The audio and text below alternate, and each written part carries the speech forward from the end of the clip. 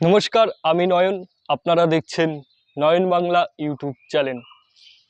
দর্শক, ব্রিটিশরা আসার আগের মুহূর্তে অর্থাৎ মধ্যযুগে যখন এই বঙ্গদেশে অর্থাৎ এই পশ্চিমবঙ্গে যে নবাবী শাসন ছিল, সেই আমলে আমাদের বাংলায় একটি সঠিক এডুকেশন প্রচলিত ছিল।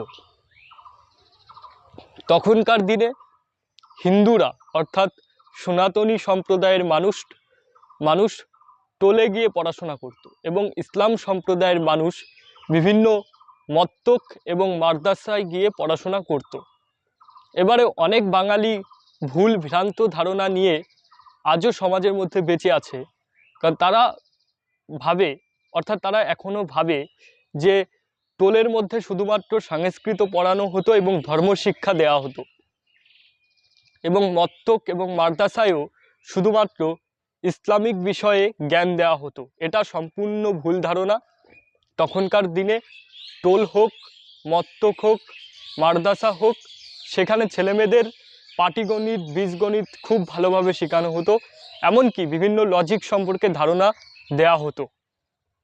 আধুনিক বিজনেস করতে গেলে এই আধুনিক বা মার্কেট ইকোনমিক্সের যুগে যে যে স্কিলগুলো মানুষের প্রয়োজন, অ্যাকাউন্টিং, সেলস, মার্কেটিং, তো এইগুলো তখন বঙ্গদেশে পড়ানো হতো।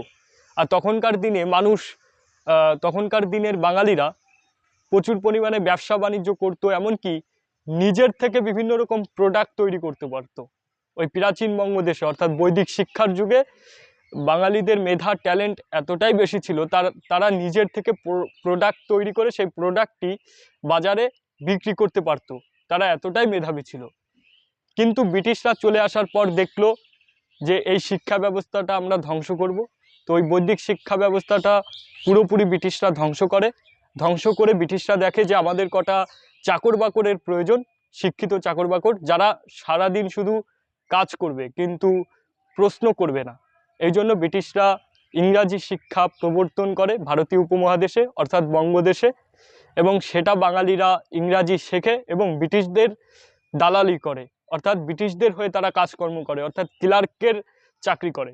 সেই থেকে বাঙালিদের রক্তে, বাঙালিদের মনে প্রাণে, বাঙালিদের মাথায় মিশে গেছে যে আমাকে ক্লার্ক হতে হবে, আমাকে একজন সরকারি চাকরিজীবী হতে হবে। কিন্তু বাঙালিদের মধ্যে যে বিজনেস স্কিলটা ছিল, নিজের থেকে উদ্যোগ নেওয়ার দক্ষতা ছিল, নিজের থেকে পদক্ষেপ নেওয়ার দক্ষতা ছিল, সেটা আস্তে আস্তে হারিয়ে গেল। আর এখনকার দিনে তো বাঙালি শুধুমাত্র চাকরিটাই বোঝে, নিজের থেকে কোনো উদ্যোগ নিতেও শেখে না, নিজের থেকে পদক্ষেপ নিতেও শেখে না।